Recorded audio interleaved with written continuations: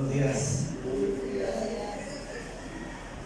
Vayan conmigo a la palabra, al libro de Romanos, capítulo 14.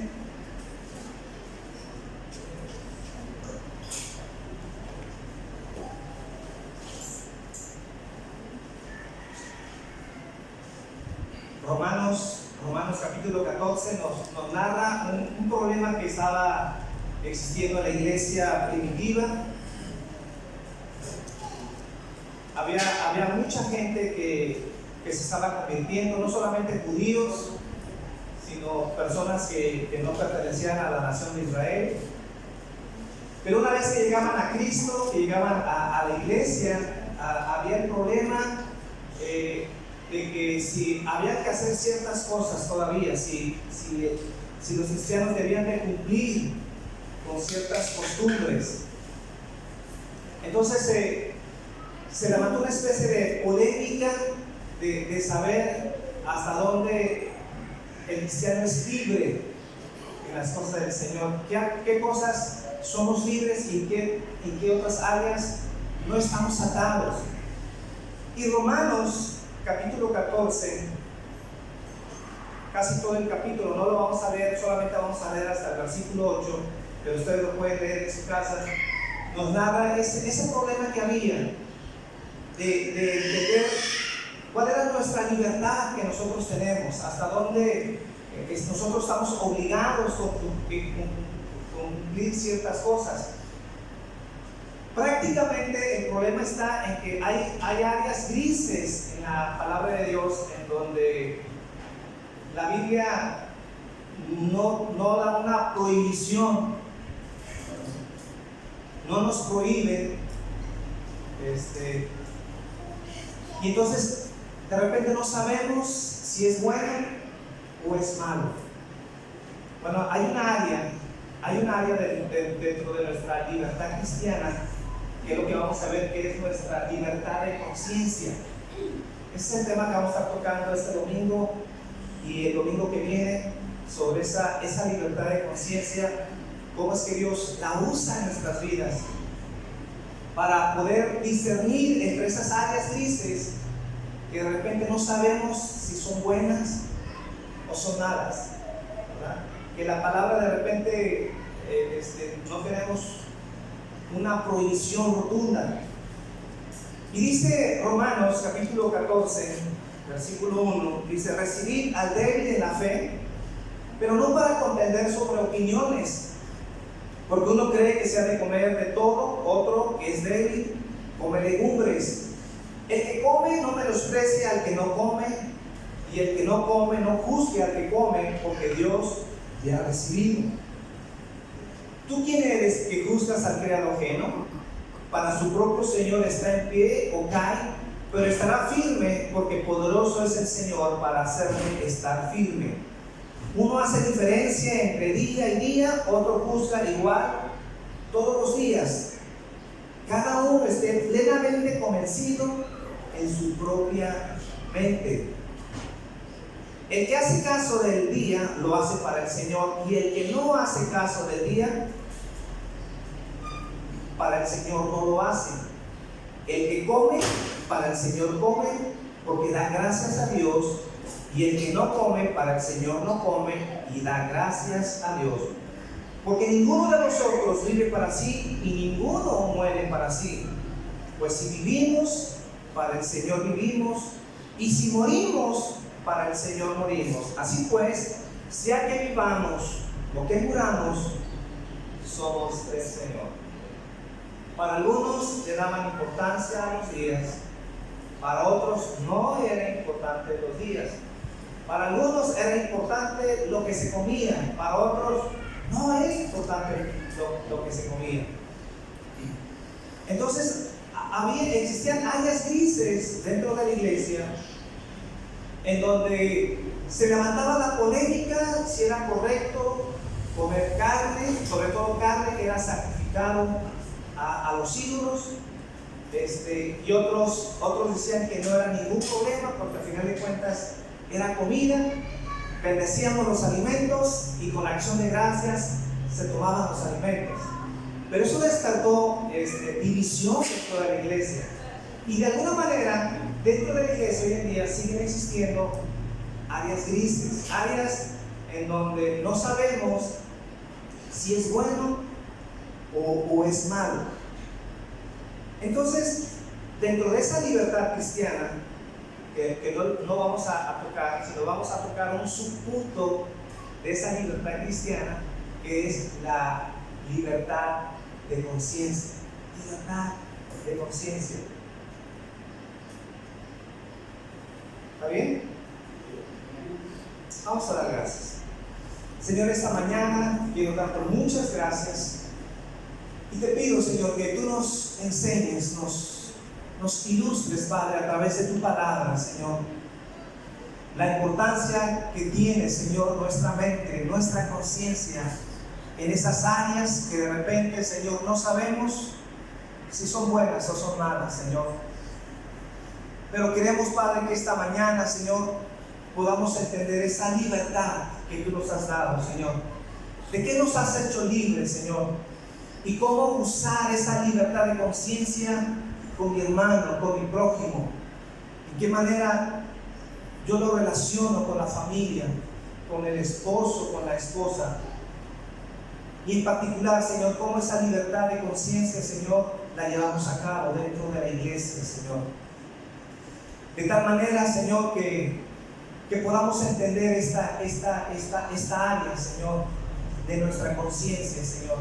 Que somos libres para hacer, Señor, lo que tú nos has dado, de poderla disfrutar, pero a la misma vez, Señor, que esa libertad no se convierta en un libertinaje, de tal manera que la libertad que tú nos has dado, Señor, podamos ser piedra de tropiezo a los demás, Señor.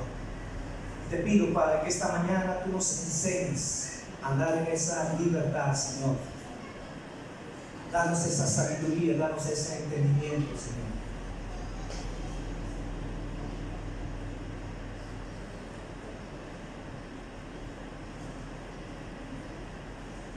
En el comienzo de la Reforma se empezó a hablar mucho sobre la libertad de conciencia. De hecho, es un tema que ya no se toca mucho. Si exponemos ese tema hoy en día con la gente, tal vez no tiene mucho que opinar sobre este tema, pero en el tiempo de la Reforma fue un tema o fue una doctrina que surgió muy fuerte a raíz de que obviamente los reformadores estaban saliendo de la iglesia dominante, de la iglesia romana.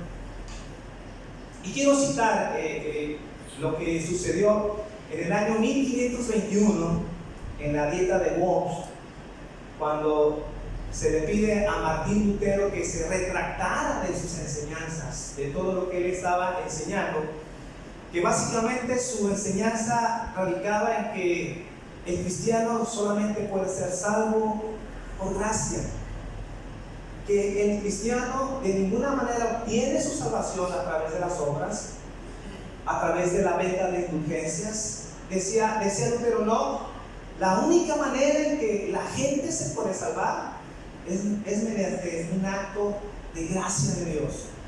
El hombre no puede sostener su salvación, no se puede ganar su salvación a través de sus obras. Y obviamente cuando Lutero empieza a enseñar este tipo de enseñanzas a la iglesia, sobre todo al Papa, no le gustó.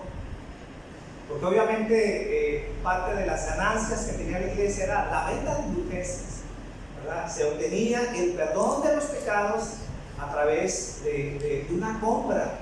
Inclusive usted podía pagar por adelantado los pecados que usted no había cometido todavía. Entonces mucha gente pagaba por adelantado sus pecados y ya de antemano tenía sus escritos de que Dios lo iba a perdonar por cualquier falta en el futuro que pudiera cometer. Y obviamente ese era el celo de Martín Lutero, que decía, no, la salvación no se puede comprar. No podemos obtener el perdón a través de un pago. Entonces en la Dieta de Worms de 1521 se le pide a Martín Lutero que se retracte de sus enseñanzas Y él declara lo siguiente. Cito lo que dijo Martín Lutero, porque es muy importante, porque él cita en su defensa la conciencia. Y dice Martín Lutero, cuando se le pide que se retracte, él contesta: si no me convencen mediante el testimonio de la Escritura y claros argumentos de la razón, dice, porque no le creo ni al Papa ni a los concilios, ya que está demostrado que a menudo han errado, contradiciéndose a sí mismo por los textos de las Sagradas Escrituras que he citado. Dice, estoy sometido a mi conciencia y ligada a la palabra de Dios, por eso no puedo ni quiero retractarme de nada, porque hacer algo en contra de la conciencia no es seguro ni saludable. Dios me ayude. Y termina diciendo amén. Lutero habló de no traicionar a su conciencia, dice, porque estaba ligada y sometida a la palabra de Dios. Su conciencia estaba cautiva por la palabra de Dios. Obviamente Martín Lutero tenía un sumo respeto por el Papa, tenía un respeto por la iglesia. Si ustedes conocen la historia de Lutero, Lutero nunca pensó en salir de la iglesia. Él deseaba que la iglesia fuera renovada, fuera transformada, que no se hicieran esas prácticas que se estaban cometiendo. Pero él dice, pero su conciencia estaba ligada a la palabra de Dios y nada puede estar por encima de la autoridad de la palabra de Dios. ¿Respetaba al Papa? Sí. ¿Respetaba a la iglesia? Claro que lo respetaba. Pero él decía, pero nada puede estar por encima de las Escrituras. Si la iglesia no se sujeta y sus enseñanzas no están de acuerdo y conforme a las Escrituras, entonces yo no puedo estar sujeto a la iglesia y mucho menos al Papa, porque seguidos se han equivocado. Mi conciencia está ligada y está sujeta a la palabra de Dios. Por lo tanto, si ustedes me demuestran a través de la palabra que lo que yo digo es errado, entonces dice, me retractaré. Pero antes no puedo hacerlo, no puedo, mi conciencia no puede obedecer al hombre, no puede obedecer a la iglesia, porque por encima del hombre y por encima de la iglesia está mi conciencia, que está ligada a la palabra de Dios. Entonces, para Lutero era tan importante que su conciencia, su mente estaba tan ligada a la palabra de Dios, que obviamente no podía traicionar lo que él había aprendido, lo que Dios le había enseñado. Y entonces él no podía retractarse, aunque respetaba, no quería contradecirles, pero ellos estaban contradiciendo a la palabra de Dios. De ahí la importancia de que nosotros estemos empapados de la palabra de Dios, que nosotros, en realidad, nuestra conciencia pueda estar ligada en lo que estamos leyendo, porque la conciencia, aún como cristianos, juega un papel muy importante en nuestras vidas. No es determinante, no es la autoridad final, pero juega un papel muy importante dentro de nuestras vidas. Entonces, en ese sentido, Dios nos ha hecho libres. No hay nada que nos ate, no hay nada en donde nuestra voluntad esté captiva, solamente estamos cautivos a la palabra de Dios. Somos cautivos de la palabra de Dios. Entonces, la libertad de la conciencia es una consecuencia de hablar de la libertad cristiana. Si entendemos lo que es la libertad cristiana, muy fácilmente vamos a entender lo que es la libertad de conciencia. Aunque les digo que no vamos a tocar esa libertad de cristiana,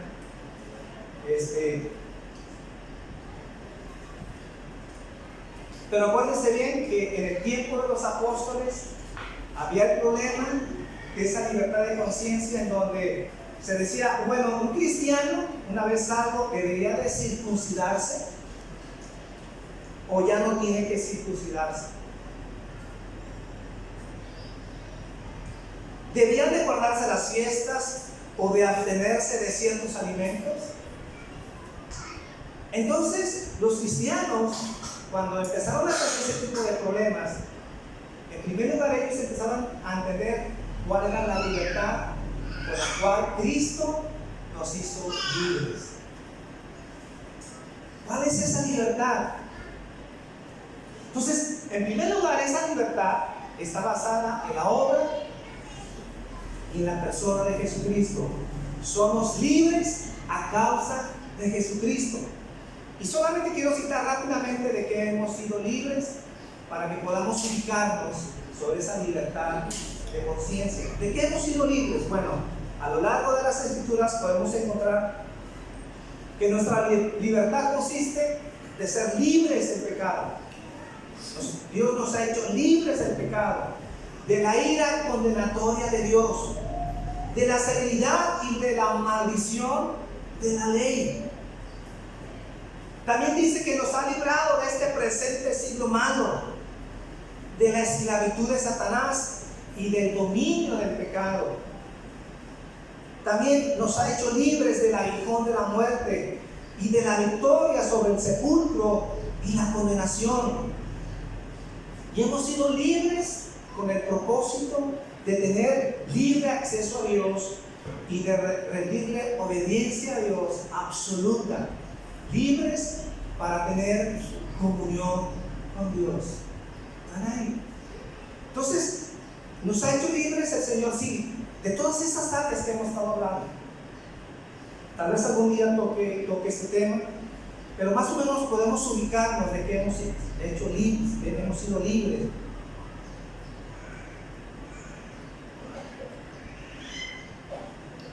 Primero vamos a definir qué es la libertad de conciencia. ¿A qué nos referimos cuando hablamos de libertad de conciencia? Bueno, conciencia ha sido definida como aquella voz interna que nos acusa o nos excusa. Es la voz interna que aprueba o desaprueba lo que hacemos. Esa sería una definición. Otra definición sería: la conciencia juzga acciones en la persona dando su aprobación o su desaprobación. Está ahí la conciencia diciéndonos lo que es bueno o lo que es malo. Entonces, la conciencia es esa parte en nuestro ser que ante cosas que no son claramente especificadas en la Biblia, como pecado o no, nuestra conciencia juzga desaprobando o aprobando las cosas que hacemos. Ese es el papel de la conciencia: desaprobar o aprobar nuestras acciones. Está ahí nuestra conciencia para dictarnos lo que es bueno o lo que es malo. Ahora, ¿de dónde proviene esta conciencia?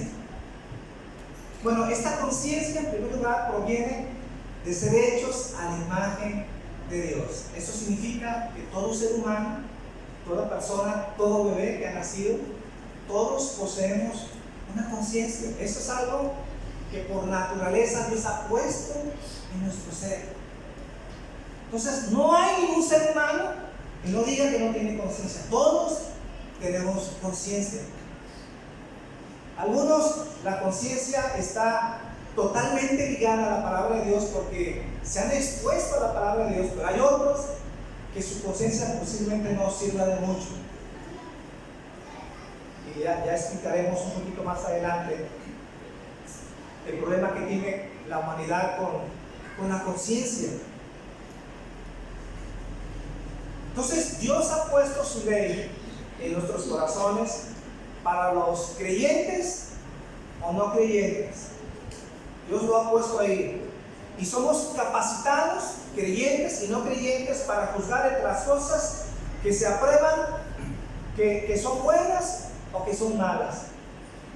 Entonces, Dios ha puesto esa ley tanto en creyentes y no creyentes, en donde está ahí la conciencia para aprobar o desaprobar lo que es bueno y lo que es malo.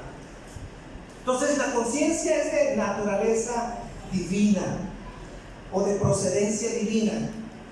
Es una cosa que Dios puso entre Él o entre Dios y el hombre.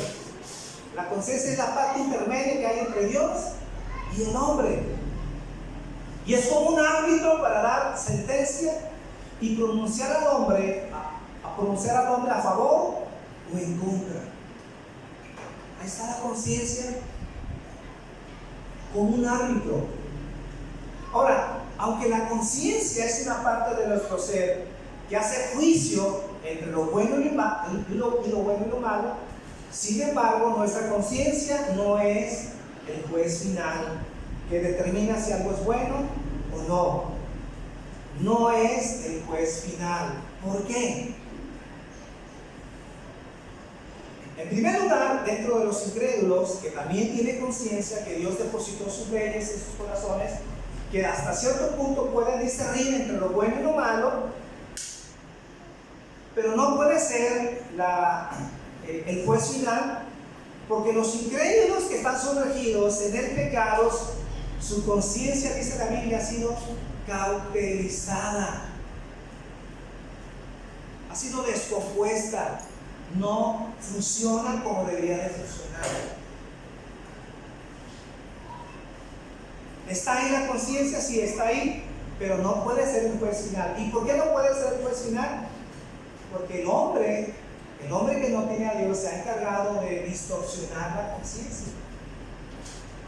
Ha hecho que no funcione bien, y la Biblia lo llama que está cauterizada.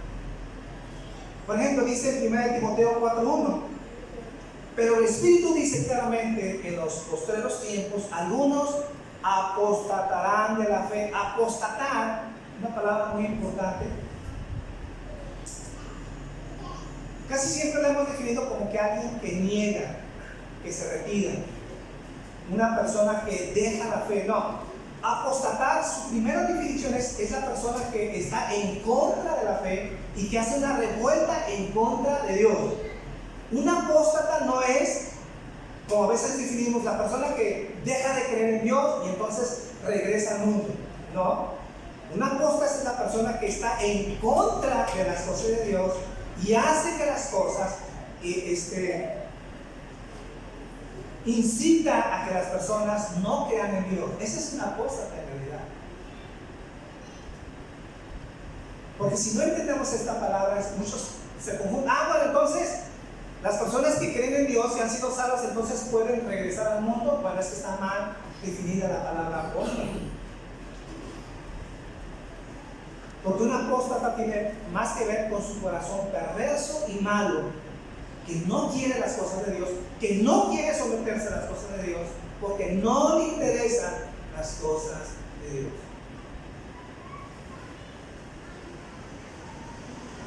Entonces dice que en los postreros tiempos algunos apostatarán de la fe, escuchando a espíritus engañadores y a doctrinas de demonios, por la hipocresía de mentirosos que teniendo, dice, cauterizada la conciencia, prohibirán casarse y mandarán abstenerse de alimentos que Dios creó.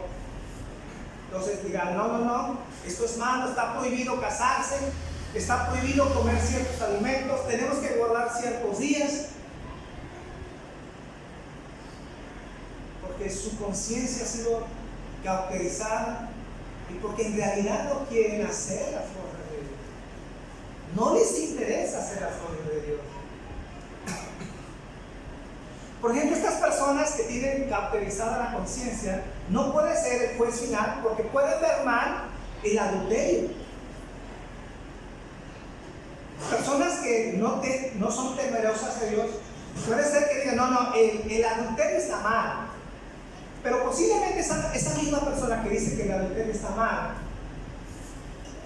a lo mejor no se le hace mal la unión libre. ¿Me explico? Está mal el adulterio, pero no la unión libre. Entonces su conciencia ya no les acusa que la unión libre está mal, porque está cauterizada.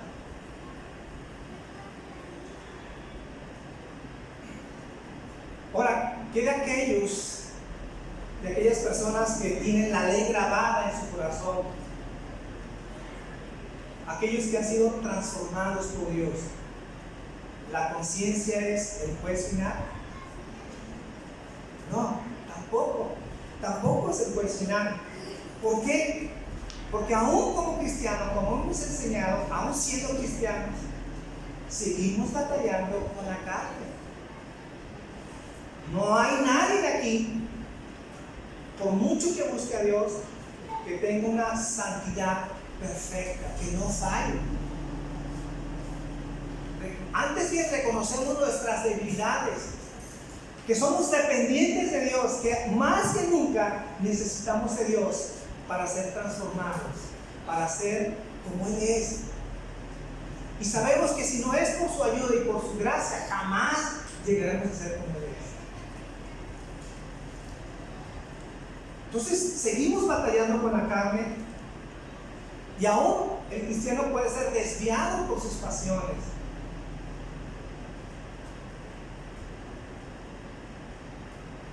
Es por ello que tanto del incrédulo como del creyente la conciencia no puede ser impresionante. No puede ser. Entonces la libertad de conciencia no es una libertad absoluta. Es decir, no fuimos hechos libres para hacer lo que nosotros querramos. ¿No?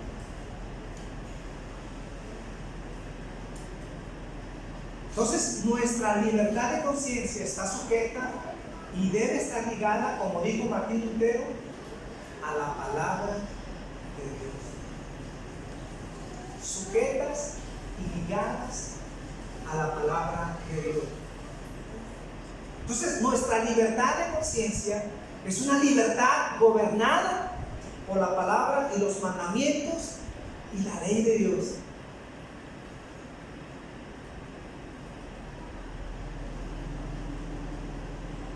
¿Cómo hacemos que esa conciencia que Dios puso en nuestro ser, que sea una ayuda en nuestras vidas, de tal manera que nos ayude a discernir entre lo bueno y lo malo? Bueno, en la medida en que nuestra conciencia se sujeta a la palabra de Dios, entonces nuestra conciencia dejará de ser cauterizada.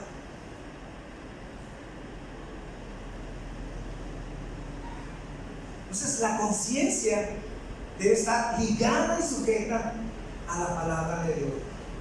Entonces, cualquier doctrina o mandamiento de hombres que sea contraria a la palabra de Dios, nuestra conciencia es libre para no obedecerla, como lo hizo Martín Lutero. Si ustedes me muestran a través de las Escrituras que estoy en un error, entonces me voy a retractar. Pero no es sano ir en contra de la conciencia. Dice, no es sano. ¿Y por qué decía que no era sano? Porque su conciencia estaba sujeta a la palabra de Dios, y le decía a su conciencia: estos hombres que quieren que me retracte, en realidad ellos están en contra de la palabra de Dios.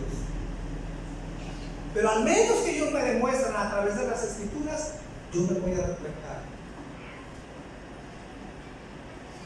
Entonces, cualquier doctrina o mandamiento de hombres que sea contraria a la palabra de Dios, nosotros somos libres para no obedecerla. Para no obedecerla. Entonces, la libertad de conciencia implica, en primer lugar, cuestiones doctrinales y cuestiones de práctica, cuestiones en la vida real. ¿Están ahí?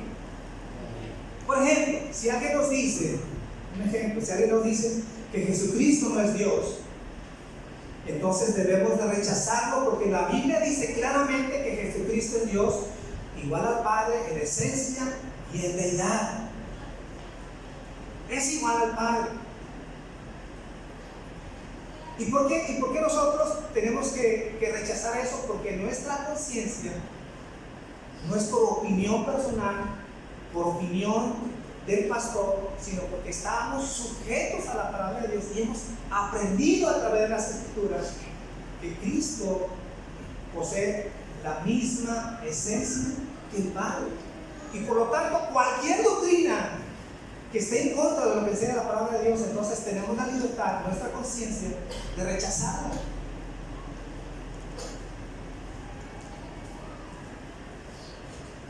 Pero también, decían los reformadores, debemos de creer de la buena y necesaria consecuencia de la palabra de Dios. Explico esto. De repente hay dentro de las Escrituras doctrinas que de repente no aparecen ciertas palabras, como la palabra Trinidad, ¿sí o no? Nunca vamos a encontrar en la Biblia la palabra Trinidad, pero la palabra Trinidad es una consecuencia de la enseñanza, de la teología que encontramos dentro de las Escrituras. Y aunque no encontramos esa palabra, fácilmente deducimos que la Biblia habla de que Dios son tres personas y una misma esencia. Tres personas, pero no tres dioses. Y cuando hablamos de tres personas, estamos hablando de personas que tienen carácter, identidad diferente. Y eso no es algo nuevo. Desde el tiempo de los apóstoles, el primer credo que se hizo fue en base a la Trinidad. Y se describe en el primer credo de la Trinidad lo que es Dios Padre, Dios Hijo y Dios Espíritu Santo. Y ellos, cuando declararon el primer credo de los apóstoles, ellos hicieron la clara distinción que el Padre no es el Hijo no es el Padre no es el Espíritu Santo no es el Hijo. Cada uno tiene su personalidad, son tres personas diferentes y las tres poseen misma esencia, o sea, los tres tienen la misma divinidad y hablamos de un solo Dios.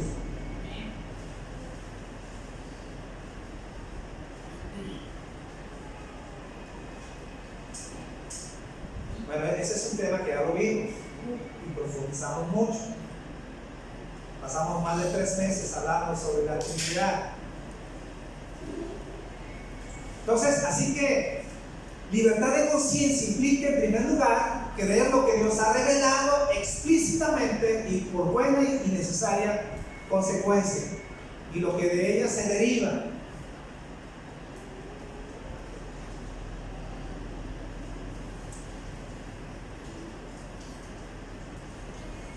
En un tiempo, por ejemplo, en el tiempo de la Reforma, los hombres estaban atados a mandamientos de hombres y obligados a participar si no estaban en pecado. Por ejemplo, ¿con qué lucharon los reformadores en ese tiempo, en el siglo XVI? Con los ayunos. Cuando la iglesia mandaba hacer ayunos y quienes no lo hacían, decían que estaban en pecado. La abstinencia de alimentos en ciertos tiempos, como el no comer carne. Hoy en día todavía existe la doctrina de guardar ciertos días de no comer carne, porque si se come carne, ¿qué es? Pecado. El celibato de los sacerdotes, en donde se dice que si una persona que se ordena, se casa, es pecado. Y nosotros sabemos que la Biblia no enseña eso. O penitencias, entre otras cosas. Entonces, debido a que Dios es Señor de la conciencia, nada de lo que la Biblia no requiera como obligatorio, el cristiano no tiene por qué hacerlas.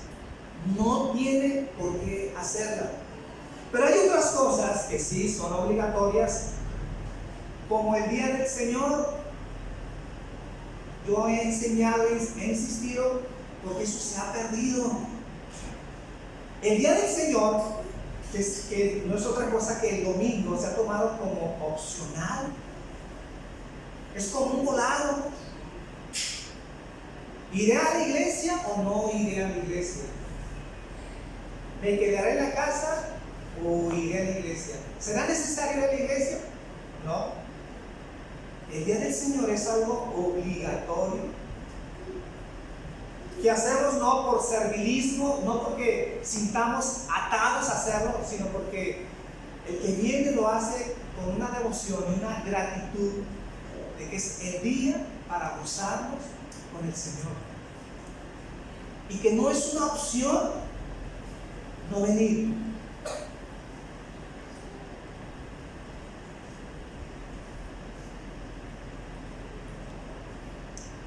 Hay dos cosas que debemos de hacer con nuestra libertad de conciencia.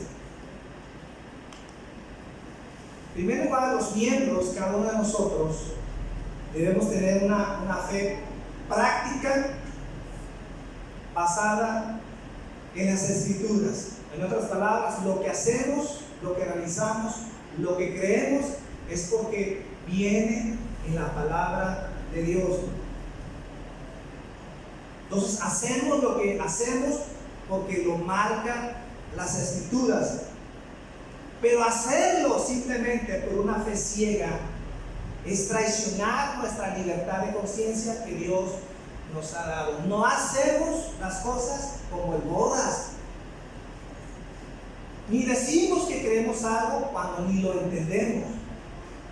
Y ni siquiera sabemos si vienen las Escrituras. Nosotros no queremos ser una iglesia en donde practicamos una fe, en donde no sabemos por qué lo hacemos. No entendemos si la Biblia lo afirma o no, porque hacerlo con una fe ciega es traicionar nuestra conciencia. ¿Por qué? Porque nuestra conciencia, acuérdense bien, está ligada a las Escrituras. Hago lo que hago porque lo he estudiado, porque Dios ha hablado directamente en las Escrituras que lo que yo estoy haciendo es correcto o incorrecto. Pero también hay una responsabilidad para los líderes de las iglesias o los pastores que pudieran exigir una fe implícita o una obediencia ciega y absoluta. Es destruir la conciencia de la razón. Que yo les enseñara doctrina, y aunque no se nos demostraran las Escrituras, yo les pediría: ustedes créanlo, tengan una fe, crean en mí. Les pediría tener una fe ciega. Pero eso iría en contra de su conciencia. ¿Por qué? Porque su conciencia tiene que estar ligada a las Escrituras. Y ningún pastor y ningún líder tiene el derecho de obligarles a creer algo que no venga en las Escrituras.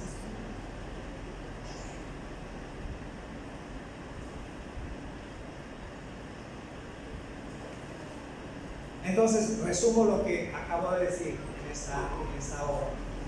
Domingo que viene vamos a hablar de cosas prácticas. Ya hablamos un poquito sobre lo que es la conciencia, la importancia de la conciencia. Pero el domingo que viene quiero hablar de cosas prácticas. Cosas que suceden en la vida real y cómo debemos de responder de acuerdo a esa libertad de conciencia que Dios nos ha dado. Muchas cosas que están en esas áreas grises.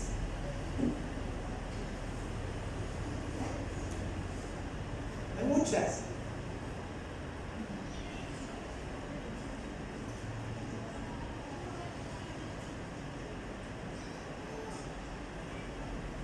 ¿Es bueno tatuarse?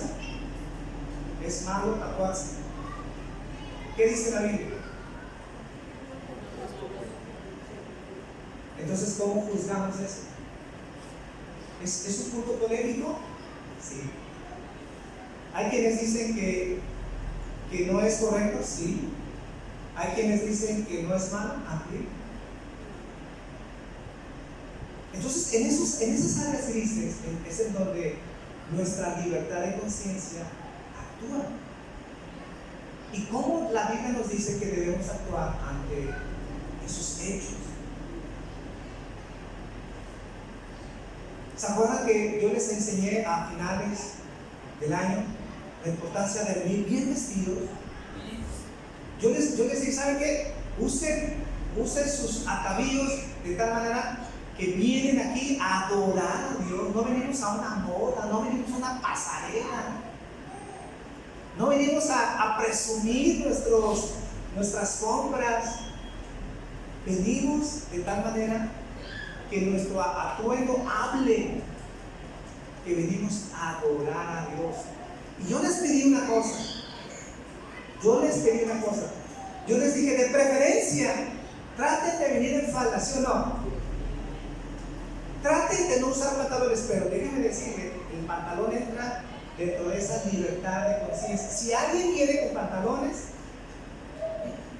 no es malo. ¿Están ahí? Más sin embargo, yo les di una opinión de que cuidáramos cómo venimos vestidos.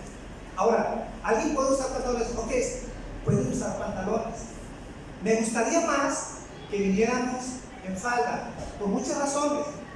Pero yo les dije también, pero si van a venir en pantalones, cuiden que esos pantalones no distraigan a los demás. Porque díganme si no hay de pantalones a pantalones. Y debemos de entender, y es donde viene nuestra libertad de conciencia. ¿Tienes libertad de traer pantalones? Sí. Pero ¿hasta dónde esa libertad de conciencia no lo permite? Es lo que vamos a ver. Entonces termino diciendo, Dios es el Señor de nuestra conciencia. Su palabra debe de dirigir nuestra doctrina y debe de dirigir nuestra práctica, lo que hacemos, que no lo hacemos a lo gordas. Nuestra libertad de conciencia no debe de hacer algo en contra de la palabra de Dios. Nada que esté en contra de las Escrituras. Y nuestra libertad de conciencia implica que nadie es amo y Señor de nuestro corazón y de nuestra mente. Solo Dios determina lo que debemos o no debemos de hacer. Solo Dios determina lo que es bueno y lo que es malo.